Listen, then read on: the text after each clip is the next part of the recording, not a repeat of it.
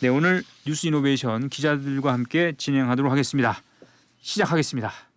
이노베이션 뉴스 브리핑 시간입니다. 홍진호 기자 나와 있습니다. 안녕하십니까? 안녕하십니까? 예. 이 직장인들에게 민감한 소식인데요. 연금 개혁안이 나왔는데 이 홍진호 기자는 이렇게 써놨군요. 더 낼 수도 낼 수 있다? 예, 더 낼 수도 있다. 지금 돈도 없는데 저는. 그러게요. 어떤 내용입니까? 예. 아니 국민연금 개혁은 이제 매 정부마다 사실 시도를 했지만 이게 쉽지가 않죠. 그렇죠. 왜냐하면은 국민연금이 이제 고갈되는 시기를 늦추기 위해서는 이제 더 내고 덜 받아야 하는 거기 때문에. 근데 오늘 정부가 이제 21년 만에 보험료율을 인상하고 또 소득 대체율을 상향하는 걸 골자로 개혁안을 이제 내놓았습니다. 현재는 이제 9%인데요. 이거를 4% 정도 올려서 보험료를 13%까지 인상을 하고 현재 이제 40%까지 돼 있는 소득 대체율을 42%로 상향하는 내용의 개혁안을 발표했습니다. 네. 예, 보험료율이라는 게 이게 자기 소득에서 몇 퍼센트를 내느냐는 거고요. 소득 대체율은 은퇴 전에 자기가 얼마를 벌었으면은 뭐 이제 국민연금을 한 42% 정도 받는다, 약간 이런 뜻인데요. 하여간 이제 이번 개혁안이 국회를 통과를 한다면 1998년도에 이제 9%가 됐던 보험료율이 26년째 이제 같은 수준이었는데 만약에 통과되면 내년에 이제 인상이 되고요. 근데 하지만 개혁안에 이제 세대별로 보험료율 인상 속도를 차등화하는 방안을 담았는데 50대가 제일 많이 냅니다. 제가 많이 내는군요. 그렇죠. 더 많이 내야 하기 때문에 중장년층의 반발이 저항이 상당히 크겠죠. 이제 국회 논의 과정에서 진통이 예상됩니다. 민주당은 또 반대하더라고요. 비판을 하고 있죠.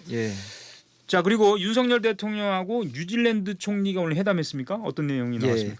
윤석열 대통령 오늘 용산 대통령실에서 방한 중에 있죠. 크리스토퍼 럭슨 뉴질랜드 총리와의 회담에서요. 지난 2006년도에 체결된 양국 간 21세기 동반자 관계를 포괄적 전략 동반자 관계로 협력 수준을 격상하기로 이렇게 했습니다. 이게 이렇게 된다면은 뭐 무역과 경제, 과학 교육, 인적 교류, 국방 안보, 뭐 지역과 국제 협력 분야에서 교류와 협력을 대폭 강화할 것으로 보입니다. 특히 두 정상은 북한의 지속적인 핵미사일 개발과 러시아 북한의 군사 협력을 강력히 규탄하고 북한의 비핵화, 북한의 인권 증진을 위해 협력해 나가기로 합의를 했습니다. 추석 연휴가 이제 다가오고 있는데 의료 공백 장기화 때문에 이게 지금 응급실 연휴 기간에 특히 진료 제대로 못 받을 수 있다는 우려가 커지고 있어요.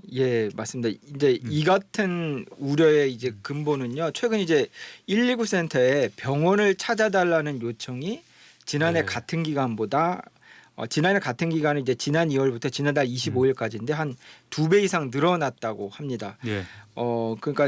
그러니까 모두 건수가 이제 1,197건인데 지난해 같은 경우에는 519건, 519건이었어 한 131% 증가했고요.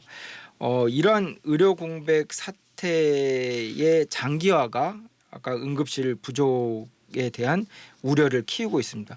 이제 추석 연휴가 이제 얼마 남지 않았기 때문에 이에 대한 우려가 더욱더 커지고 있습니다. 지금 응급실 운영이 차질을 빚고 있는 병원이 몇 군데 있어요. 벌써 나오고 있죠. 오늘 기사가 많이 났고요. 아까 이제 얘기한 대로 몇 군데 차질이 있고 뭐 군의관 등을 뭐 대체한다고 하고 있고요. 특히 밤이 되면은 뭐 의사를 찾을 수 없다, 약간 이렇게 일간지에도 이 점에 대해서 많은 문제 제기가 되고 있습니다. 걱정이 많이 되는군요. 네, 뉴스 브리핑 홍진호 기자였습니다. 다음은 정치 돋보기 시간입니다. 이석호 기자가 나와 있습니다. 안녕하십니까? 안녕하십니까? 오늘 그 민주당의 원내대표가 국회에서 교섭단체 대표 연설을 했는데 역시 의료 대란 문제에 대해서 얘기를 했죠. 어떤 내용이었습니까? 박찬대 원내대표는 한 40분 가량을 연설을 했는데요. 박 원내대표는 먼저 의정 갈등으로 인한 의료 대란 현실화를 우려했습니다.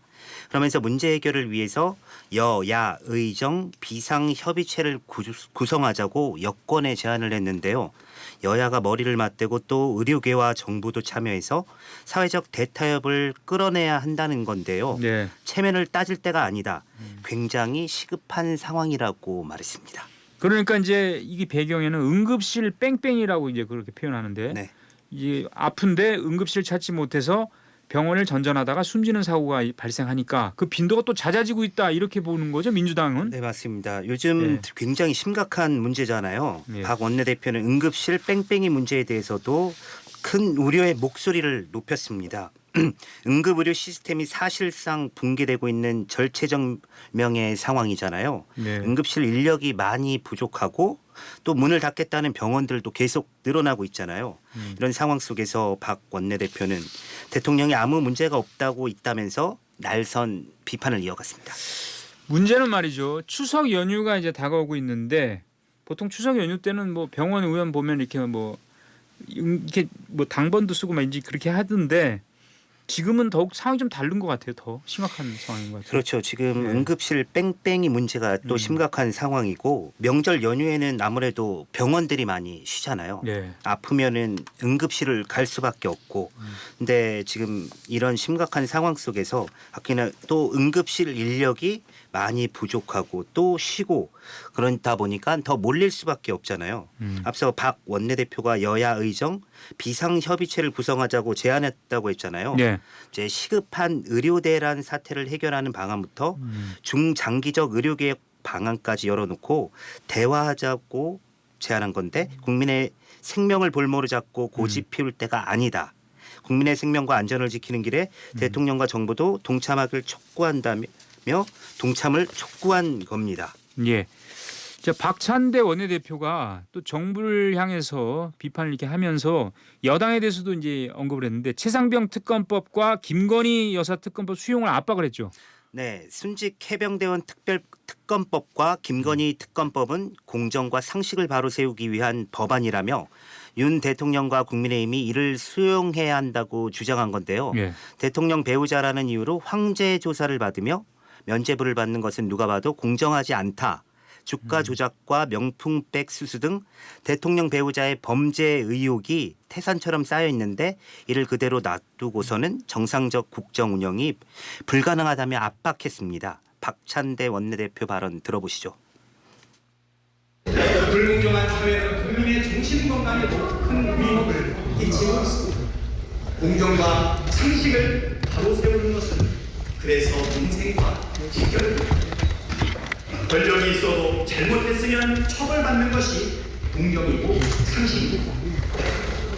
순직 해병대원 특검법과 김건희 특검법 공정과 상식을 바로 세우기 위한 대표적인 법안입니다. 예. 국민의힘에서는 강력하게 지금 반발하고 있죠. 네, 국민의힘은 정부를 겨냥한 친일 프레임 등 대여 정치 공세와 선동을 치우쳤다고 평가했습니다. 이는 여야 협치 분위기를 깨려는 의도라고 비판한 건데요. 협치하자던 야당의 진정성을 의심케 했다. 거대 야당의 본분은 망각하고 모든 책임을 정부 여당에 돌린 무책임한 모습이다. 사실상 협치를 걷어차겠다는 선언이라고 비판했습니다. 예. 알겠습니다. 이런 상황에서 말이죠. 이재명 더불어민주당 대표가 당의 의료대란 대책 특위가 있잖아요. 네. 같이 성북구의 고려대 안암병을 찾아서 권역 응급 의료센터를 방문했는데 상황이 심각하다 이렇게 말했죠. 네, 맞습니다. 굉장히 심각하다고 말했고요. 이재명 대표는 고대 안암병원을 찾아서 의료 현장 실태를 파악하고 응급 의료 체계를 점검했습니다. 예. 전문의들과 비공개로 1시간 동안 간담회를 갖고 의료 현장의 어려움에 대해서 의견을 나눴는데요. 간담회 후 기자들과 만나서 근본적 대책을 수립하지 않으면 의료 현장이 우리 의료 현장이 우리가 생각하는 것 이상으로 심각하게 붕괴할 수 있다는 생각이 들었다고 말했습니다. 이재명 대표 발언 들어보겠습니다. 한숨 소리가 좀 주로 많았다는 말씀드립니다. 상황은 매우 안 좋다는 우리가 이미 알고 있는 내용들을 실제 수치나 그래프를 통해서 확인했다는 거. 그리고 앞으로 상황이 개선될 가능성보다 악화될 가능성이 많다는 예. 이런 상황에서 정부가 오늘부터 이제 군의관을 일부 투입한 걸로 제가 알고 있습니다. 네. 조금 도움은 됩니까? 네, 결과적으로 큰 도움이 안 된다고 누가 그렇게? 말했습니다. 이재명 대표가 이재명 말은 대표가 했지만 얘기했던 이제 아까 간담회에서 이제 의료진들과 만나서 거기서 이제 나온 말이라고 하고요. 이제 이재명 대표는 이 자체가 응급의료 체계에 문제가 있다는 것을 스스로 인정하는 꼴이라고 비판했습니다. 예. 의대 증원 정책의 전면 재검토도 요청했는데요. 의대 증원의 규모, 내용, 지역 공공 필수 의료 등을 다 연결시켜서 전면 재검토하자는 건데요. 한동훈 국민의힘 대표가 제안했던 2026년 의대 정원 증원 문제를 논의하는 것도 가능한 대안이 되겠다고 됐습니다. 예. 자, 의료 공백 사태 이렇게 길어진 데는 정부도 책임 있고 네. 여야 정치권도 싸움만 하면서 근본적인 대책 마련을 못했다. 책임을 분명히 느껴야 된다. 이런 생각도 들고 말이죠. 네, 맞습니다. 박찬대 그 아까 원내대표가 여야 의정, 그러니까 의료계와 정부 다 모여서 비상협의체를 구성하자고 했는데 이 대표가 또 여기 대해서 또 언급한 게 있습니까? 네, 아까 이제 간담회 후 기자들과 만나서 언급을 했는데요. 먼저 비관적으로 전망하고 있습니다. 이 대표는 추석 전에 예상되는 대란의 실효적 대안을 만들어낼 수 있을지에 낙관적이지 않다고 말했습니다. 의료 대란에 대한 용산의 태도가 너무 요지부동이다.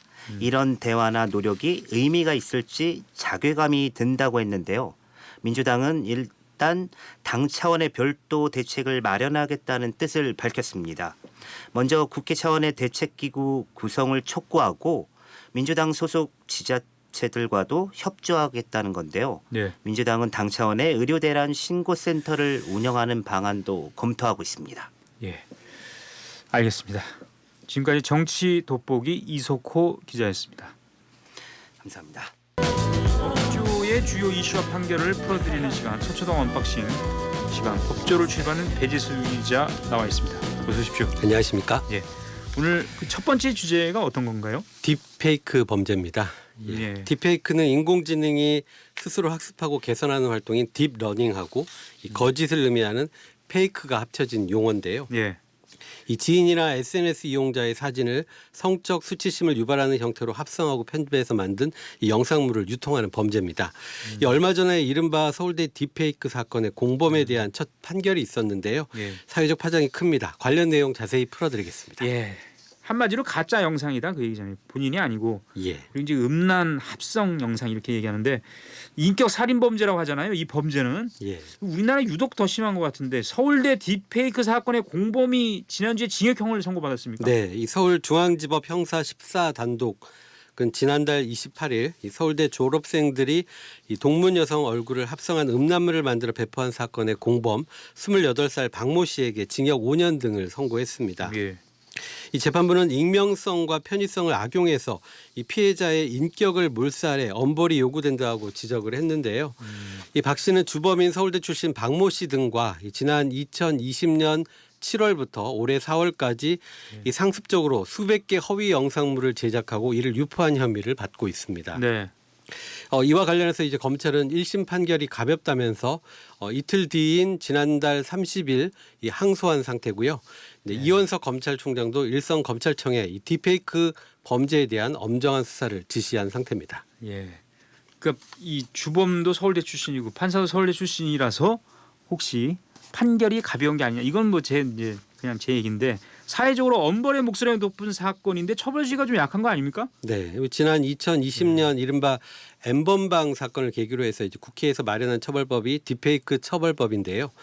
허위 영상물을 편집, 합성, 가공하거나 유포하면 5년 이하의 징역 또는 5천만 원 이하의 벌금에 처해지고요. 특히 이제 영리를 목적으로 하면 7년 이하의 예. 징역의 처벌을 받습니다. 그렇게 이제 높지는 않은데요. 예. 네, 그런데 이제 또 실제 법정에서는 뭐 초범이거나 나이 또 반성문 제출 여부 등에 따라서 또 형이 감소되거나 집행유예가 선고되기도 하지 않습니까? 예.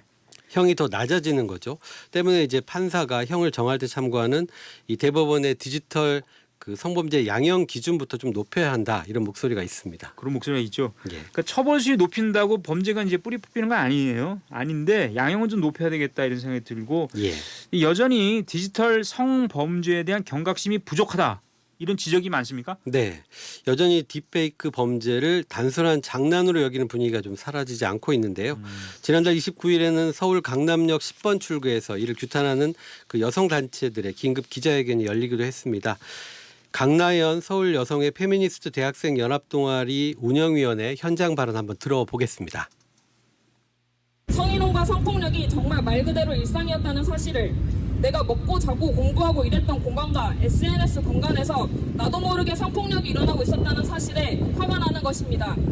그리고 변하지 않는 것 같은 이 현실이 환멸이 나는 것입니다. 네, 이 최근에는 관련 내용을 취재 보도하는 기자들을 조롱하는 이 대화방이나 또 가해 경험과 수사기관의 단속을 피하는 방법 등을 공유하는 온라인 커뮤니티도 생겼다고 하고요. 예. 그래서 이제 사회적 인격 살인이라는 심각한 경각심을 갖고 이 관련 영상물이 유포되거나 관련 활동을 혹시 접하게 되면 즉시 관계기관에 신고를 해야겠습니다. 뭐 아울러서 이제 딥페이크 범죄 피해자 10명 가운데 3명이 예. 이 미성년자로 확인되고 있는 만큼 이 피해자 지원에도 힘써야겠는데요. 현재 그 여성가족부 디지털 성범죄 피해자 지원센터, 이 줄여서 디성센터라고 하는데 여기서 이제 지원 상담을 하고 있습니다. 참고로 피해자 지원 상담 전화번호는 서울지역 번호 02-735-8994번 이라고 하고요. 예. 네, 온라인 게시판은 stop.or.kr입니다. 스탑. 네. 멈춰라 이런 뜻이네요. 네. 자, 다음 언박싱 주제가 어떤 거죠? 네, 기후 위기는 국민의 기본권 침해라는 내용입니다. 이 정부가 온실가스 감축 목표를 제대로 세우지 않아서 이 기본권을 침해했다는 헌법재판소 판결이 있었는데요. 관련 내용 풀어보겠습니다. 예. 지금 탄소 배출 이걸 줄여야만 우리가 살아남을 수 있을 것 같은데 그런 거를 한마디로 이제 정부가 제대로 안 했다 이런 뜻인가요? 아니면 헌법에 뭐 어긋나는 게 있었습니까? 네, 이 헌법재판소는 지난달 29일 재판관 전원 일치로 이 기후 위기 대응을 위한 탄소 중립 녹색 성장 기본법, 그러니까 그 탄소 중립 기본법이라고 할 수 있는 제8조 1항에 대해서 헌법 불합치 결정을 내렸습니다. 예.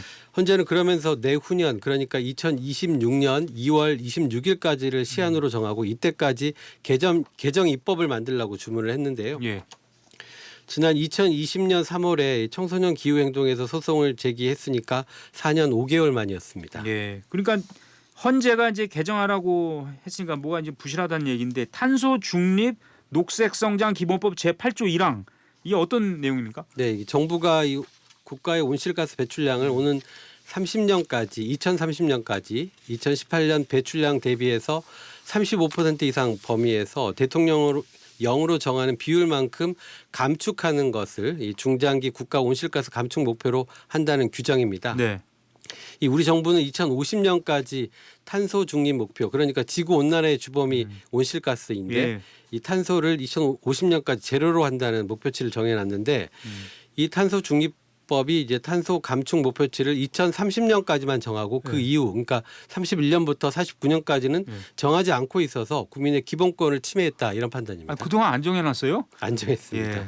이번 헌법 소원에는 근데 영유아를 포함한 다양한 계층이 참여했죠. 네, 뭐 기후 위기 사실 누구도 피해갈 수 없는 문제이긴 하지만 특히 이제 노인과 장애인, 어린이 등이 이제 가장 중대한 문제일 텐데요. 때문에 이제 영유아에서부터 청소년, 시민 등 각계각층이 모두 4건의 기후위기 관련 소송과 헌법소원을 제기했습니다. 2020년 3월 청소년 기후행동 소송을 시작으로 해서 매년 한 건씩 이제 소송이 진행이 돼서 이제 헌재가 지난 2월에 모두 병합을 했고요. 그래서 4월과 5월 두 차례 공개 변론을 열었다가 이제 지난주 목요일에 판결한 겁니다. 예. 우리나라가 이 기후위기 극복 노력이 좀 많이 부족하다 이런 인식이 있는 것 같습니다. 아시아에서는 이번 소송이 처음으로 나온 기후 소송 판결이라면서요. 네, 이 네덜란드와 뭐 독일, 벨기에, 유럽 인권재판소에 이은 판결이지만 아시아로서는 첫 판결이었고요. 현재 대만과 일본에서도 이제 소송이 진행되고 있는데 아마 우리와 비슷한 판결이 나올 것 같습니다. 예. 하지만 이 아쉬움도 있다면서 이번 판결이 무슨 뜻입니까? 네, 뭐 2030년까지 국가 온실가스 감축 목표를 설정한 이 그 앞서 말한 탄소 중립 기본법 이 시행령 제3조 1항과 관련 계획에 대해서 이제 심판 청구를 했었는데 이게 기각이 됐습니다. 예. 이 재판부도 2030년 목표가 최선은 아니라고 밝혔는데요. 때문에 이제 변화 여지가 있다 이렇게 해석을 할 수 있을 것 같습니다. 마지막으로 이번 기후 소송을 대리한 윤세종 변호사의 말 한번 들어보겠습니다. 2030년 감축 목표에 대해서는 위헌 결정하지 않은 것은 큰 아쉬움이 있는데요. 헌법재판소도 인정했듯이 이게 2030년 목표가 최선이라는 의미는 아니라는 것이 명확하고 헌법재판소가 요구하는 과학과 국제적 기준에 따른 감축 목표를 설정한다면 2030년 목표에 대한 재평가도 반드시 필요하다고 생각이 됩니다. 네, 지금까지 서초동 언박싱 배재수 기자였습니다. 고맙습니다. 네, 경제 오디세이 박원식 기자와 함께하겠습니다. 안녕하십니까? 네, 안녕하십니까? 이번에 경북 안동과 경주를 다녀오셨잖아요, 그죠? 네, 그렇습니다. 국가산업단지를 이제 지정을 했잖아요, 국가가 15군데인가 제가 알기로는. 근데 이제 아직 이게 지금 조성된 건 아니고 지정만 돼 있죠. 네, 그래서 그렇습니다. 이거를 최종 승인을 받기 위해서 지금 안동과 경주가 노력을 하고 있습니까? 네, 그렇습니다. 말씀하신 대로 국가 산단 전국 15개가 있고요. 경북 지역에만 울진하고 안동, 경주 이렇게 3곳이 있는데 제가 다녀온 곳이 안동하고 경주입니다. 국토교통부가 이번 국가 산단을 지정하면서 가장 중요하게 말하는 것이 각 산단별로 유치업종을 특정화하겠다 이렇게 말을 했는데요. 여기서 김민태 국토부 산업입지정책과장의 말을 들어보시죠. 이번에 산단 조성할 때는 각 산단별로 저희가 유치업종을 특정을 해놓고요. 거기에 있는 앵커 기업을 중심으로 기업 수요 조사를 충분히 한 다음에 기업 수요 조사를 토대로 해서 산단 지정을 했고, 그 다음에 이후에 예타 신청이나 이런 거 할 때도 기업의 입주 수요나 입주 협약 이런 걸 토대로 하는 거기 때문에 기업 수요는 저희가 충분히 확인해서 하고 있다라는 말씀을 좀 드리고요. 그다음에 국토부는 특히 이번 국가 산단이 지역 경제 활성화에 방점을 찍고 있는데요. 안세찬 국토부 국토정책관의 말도 들어보시죠. 국토부가 하는 이유가 단순하게 공장을 짓는 것이 아니고 공장을 기반, 직장을 기반으로 해서 지역의 거점을 만들고 지역 경제를 활성화하겠다는 그런 것이 숨겨져 있습니다. 예, 그래서 이제 안동하고 경주를 다녀오셨다는 얘기인데 안동 하면은 저는 이게 양반의 도시고 무슨 공장 같은 거 없을 것 같은데 네, 바이오 산단이 있다고요? 네, 그렇습니다. 예. 아예 산단을 이제 유치하려고 하고 유치하려고 있고요. 원래 하는, 안동이라는 것은 하회탈로 유명하고 그럼요. 우리 전통 문화의 어떤 정신이 면면이 이어지는 곳인데요. 이와 함께 또 안동이 유명한 것이 대마용 의료 이렇게 대마인데 대마초요? 의료용 대마입니다. 의료용 네, 대마. 의료용 대마입니다. 그래서 바이오 생명 산업에 총력을 쏟고 있는데요. 여기서 이제 안동 국가 산단의 이제 공동 시행사인 LH의 대구 경북 지역본부 이미옥 차장의 말을 들어보시죠. 예. 안동 국가산단은 안동시 풍산읍 놀이 일원입니다. 면적은 약 105만 제곱미터, 32만 평 정도 되고요. 저희가 이제 주요 유치업종은 바이오 백신과 대마를 중심으로 한 바이오 의학 산업입니다. 네, 특히 안동시는 그동안 전통 문화와 관광에 의존해 왔던 것을 이른바 이제 미래 먹거리를 준비하겠다 이렇게 말했는데요. 예. 송인강 안동시 경제산업국장의 말입니다. 이제까지 안동은 한국 정신 문화의 수도 안동이다라는 문화와 관광을 어떤 주 테마로 했던 부분에서 이제는 그거 가지고는 안동이 생존할 수 있는 게 아니라고 해서 포항과 안동 그다음에 풍이 이쪽 그래서 경상북도를 하나의 어떤 4개 근역으로 나누어서 또 발전 방향을 가는데 안동이 바이오 생명하고 햄프를 잡기 시작한 거죠. 네, 국토부도 이런 점에 긍정적인 평가를 내리고 있는데요. 김민태 과장의 말을 다시 한번 들어보시죠. 안동 같은 경우는 이쪽 경북 지역에서 특히 이 의료용 대마를 중심으로 한 바이오 산업에 있어서는 강점을 가지고 있는 데다가 산업부에서도 충분히 육성을 하고 있기 때문에 저희가 이쪽 부지와 기반 시설만 충분히 좀 갖추는 부지를 공급한다고 하면 이쪽 지역에 있는 지역 산업에도 도움이 되고 그다음에 이쪽 바이오 산업에도 큰 도움이 될 것으로 생각합니다. 네, 이번 취재에서 안동시는 동물세포 실증센터 등을 보여주면서 예. 바이오 생명 산업에 역점을 두고 있다는 점을 강조했습니다. 예. 그다음에 이제 경주로 가보죠. 경주는 뭐 우리가 잘 아시다시피 신라 청년의 고도 문화 도시인데 소형 모듈 원자로 산다. 이게 이제 원자력 발전소가 있긴 한데 원자로 산단을 만들려고 하고 있습니까? 네, 그렇습니다. 여기는 경주 산단은 소형 모듈 원자로 즉 SMR이라고 하는데요. 여기서도 LH 대구 경북 지역 본부의 김인전 차장의 말을 들어보겠습니다. 면적은 150만 제곱미터, 약 46만 평이 됩니다. 그리고 사업 기간은 27년부터 32년까지로 계획되어 있으며 LH가 100% 시행을 할 예정입니다. 그리고 주요 유치 업종으로는 SMR 관련 산업, 그리고 원자력 산업, 전력 산업, 원자력 해체 산업, 아니면 관련된 소부장 산업이 되겠습니다.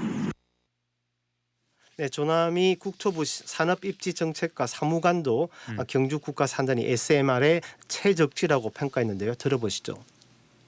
경주에는 한국 수소원자력 본사가 위치하고 있고요. 그다음에 월성 원자력발전소, 신월성 원자력발전소 5기가 위치하고 있고, 그리고 현재 조성 중인 문부대왕과학연구소가 위치하고 있어서 소형 모듈로 원전 산업 육성을 위한 최적지로 평가받고 있습니다.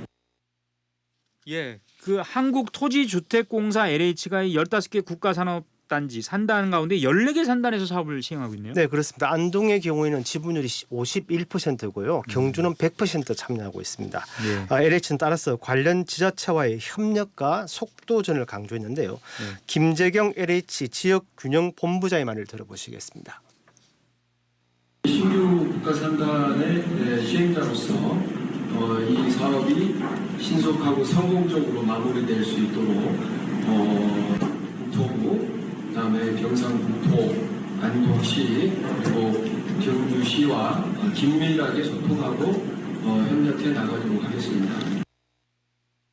네, 이와 관련해서 이한준 LH 사장 역시 이러한 어떤 생산 거점으로서 발전하기 위해서 무엇보다 속도가 중요하다 이렇게 말하기도 했습니다.